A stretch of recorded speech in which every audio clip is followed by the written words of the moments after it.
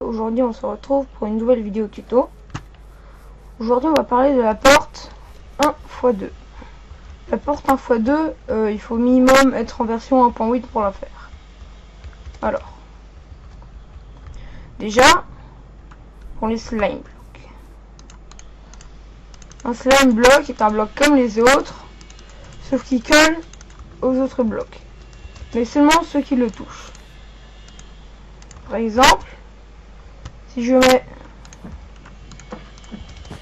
ça comme ça, et que je prends un piston, hop, et que je l'alimente, il va prendre celui-là avec. Oui, pardon, c'est un piston normal. Il me faut des pistons collants pour réaliser la porte. Ah, zut. Voilà. Voilà, on l'active. Quand on le reprend, le slime block reprend la laine avec. Par contre, si je mets une laine au-dessus, il pourra pas coller celle-là. Il monte parce que, enfin, ça pousse le piston collant pousse le bloc de slime qui pousse celui-là, le bloc de laine bleu, qui pousse l'autre bloc de laine. Par contre, si je ramène, ça ne pourra pas ramener celui-là. Ce qui est bon à savoir aussi, c'est que un piston simple ou collant pourra pousser que 12 blocs. Là, il en pousse 2. C'est facile. 1, 2, 3, 4, 5, 6, 7, 8, 9, 10, 11, 12. Normalement, il s'est poussé. Voilà. Là, il s'est poussé. Évidemment, la colonne ne va pas revenir avec. Là, il y en a 11, 12. Par contre, si je mets un 13e, il ne pourra pas le pousser. Regardez. Voilà, ça marche pas. Donc, maintenant. Par contre, un piston collant peut pas pousser de la bedrock ou de l'obsidienne. Regardez, même si on a un seul. Je mets mon levier, ça marche pas. Alors que si on retire ça, il marche très bien. Si on met un autre bloc, ça marche très bien. Donc, pour faire cette porte 1x2, il vous faudra... Alors, déjà, il vous faudra 2 pistons collants, 3 blocs de slime, 3 redstone, un répéteur, un levier, 5 blocs de votre choix. Donc 1, 2, 3 en dessous, 4 et 5. En sachant que c'est ces deux-là qui vont monter. Après, vous pouvez en mettre plus pour faire le cadre, ici. Il vous faudra aussi 3 obsidiennes, ou 3 bedrock si vous êtes en créatif et que vous trouvez ça plus joli. Moi, personnellement, je prends l'obsidienne. Parce que je trouve ça plus joli. Donc, c'est tout simple. On met les 2 pistons, comme ça. On met les 3 slime blocks. Vos 2 blocs, enfin 2 blocs de votre choix que vous avez pris. Ici,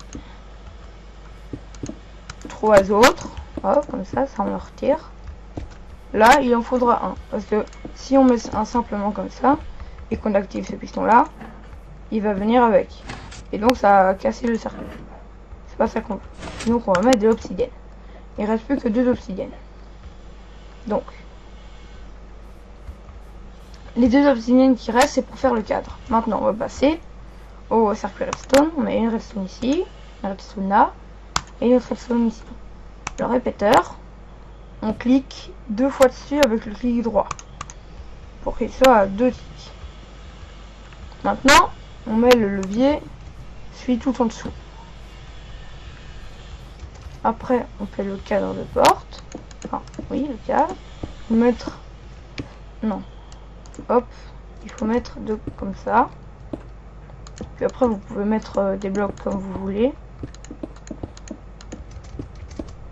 Voilà. Maintenant il n'y a plus qu'à activer. Voilà. Et maintenant vous pouvez voir que ça a été mis. Ici on désactive, ça se désactive. Très bien. Et c'est enlevé. Par exemple, on fait une petite plateforme comme ça. Imaginons que vous rentrez de la mine. Vous arrivez comme ça.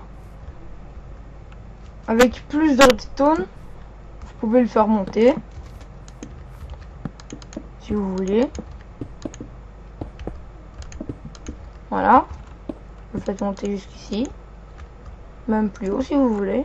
Hop. Comme ça. On le fait monter là. Là, il y a la redstone comme ça. Et ici, on met un petit levier, juste là. Et là, c'est fermé, pardon. C'est ouvert. Et quand vous entrez ici, il faut faire pareil.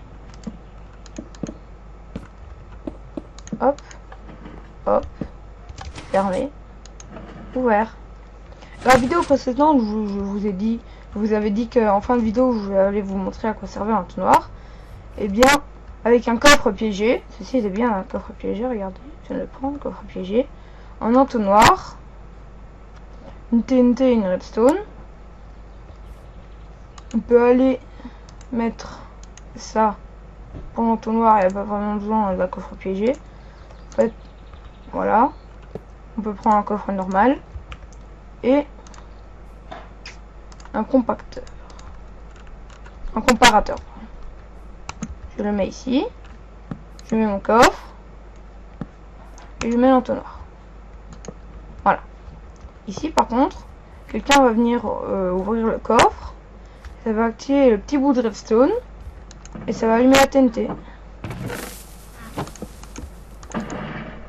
Voilà, j'ai réussi à accéder quelque chose. Voilà. 7, 8, 9, 10, 11, 12, 13, 14, 15.